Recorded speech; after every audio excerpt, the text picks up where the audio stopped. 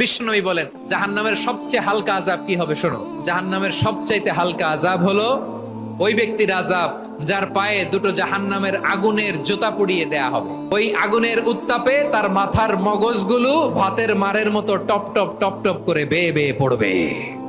নাউজুবিল্লাহ পড়বেন না?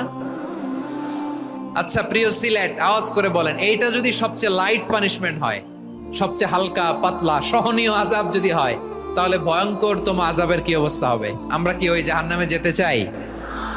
জাহান্নামের অবস্থা এত ভয়ঙ্কর হবে, জাহান্নামের ভেতরে লক্ষ লক্ষ কোটি কোটি কাফির মুশরিককে দেওয়ার পরেও জাহান্নাম বলবে হালমিম মাজিদ, আরো আছে নাকি, আরো দাও।